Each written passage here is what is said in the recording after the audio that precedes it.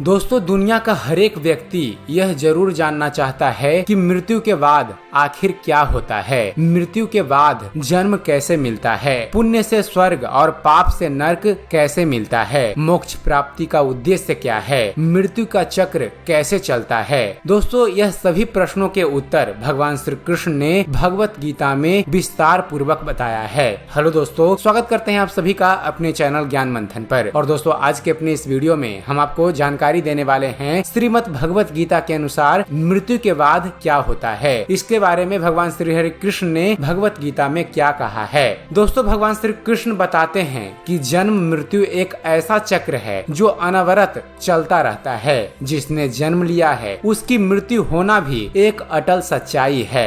भगवान श्री कृष्ण और भगवान शिव का ये अद्भुत ज्ञान जीवन में अत्यंत आवश्यक है। अर्जुन भगवान श्री कृष्ण से पूर्व जन्म की व्याख्या पूछते हैं। इस पर भगवान श्री कृष्ण बताते हैं कि आत्मा तो मुझ अविनाशी परमेश्वर का प्रकाश है। मृत्यु के पश्चात जीवात्मा मनोमय शरीर के साथ ऊपर जाता है। जीव अपने साथ संस्कार तथा पाप पुण्य का हिसाब लेकर जाता है। कई मनुष्य सुख दुख पृथ्वी पर ही भोगते हैं। भगवान श्री कृष्ण आगे बताते हैं कि मनुष्य अपने अच्छे कर्म का फल स्वर्ग लोक के भोगों को भोग कर पुण्य क्षीण होने पर मृत्यु लोक में फिर से वापस आ जाते हैं। इसी तरह से सकाम कर्म का आश्रय करने वाले और भोगों की कामना वाले लोग बार बार आवागमन को प्राप्त होते हैं, यानी कि पुण्य के प्रभाव से स्वर्ग में जाते हैं और पुण्य क्षीण होने पर मृत्यु लोक में वापस आ जाते हैं। अब बात करते हैं कि मोक्ष किसे कहते हैं और मोक्ष कैसे प्राप्त करते हैं या मोक्ष की व्याख्या क्या है। इसके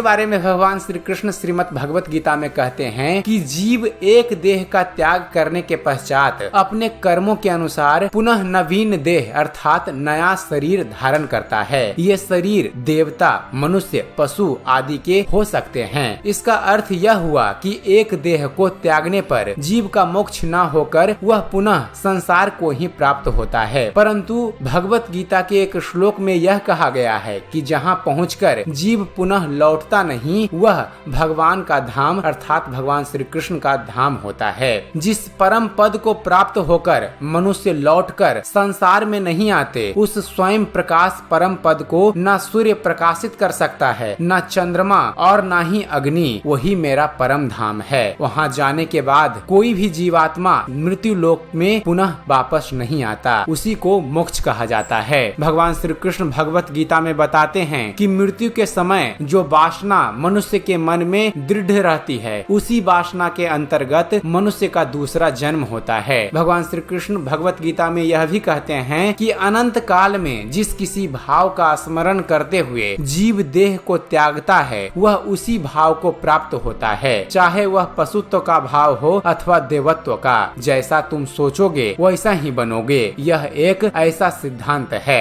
अंतमता सोगता अर्थात मृत्यु का क्षण बड़े महत्व का क्षण होता है। मरने के बाद दुष्स्मृतियां नरकों का भोग कराते हुए और भी निकृष्ट योनियों में जन्म देंगे। मृत्यु का अवसर मोक्ष का अवसर होता है। इसे नहीं गवाना चाहिए। मृत्यु के समय केवल परमात्मा का ही ध्यान करना चाहिए ताकि जीवात्मा को परम सिद्धि मोक्ष की प्राप्ति हो सके। तो दोस्तों, यह थी जानकारी भगवत गीता के अनुसार कि मृत्यु के बाद क्या होता है और मोक्ष किसे कहते हैं। उम्मीद करते हैं फ्रेंड्स आप सभी को हमारा यह वीडियो पसंद आया होगा। दोस्तों, अगर आप चाहते हैं कि भगवत गीता पर हम और भी वीडियो बनाएं तो आप हमें कमेंट्स जरूर कीजिएगा, क्योंकि आपका एक कमेंट हमें अच्छी से अच्छी वीडियो बनाने के लिए प्रोत्साहित करता है। और दोस्तों, ऐसे ही धर्म और इतिहास से जुड़े हुए ज्ञानवर्धक वीडियो देखते रहने के लिए आप हमारे इस चैनल ज्ञान मंथन को सब्सक्राइब करना न भूलिएगा। आप हमारे इस चैनल को सब्सक्राइब कीजिए और हम आपके लिए ऐसे ही इंटरेस्टिंग वीडियोज लेकर आते रहेंगे। तो फिर जुड़े रहिए हमारे इस चैनल के साथ और देखते रहिए, जानते रहिए। धन्यवाद। जय हिंद।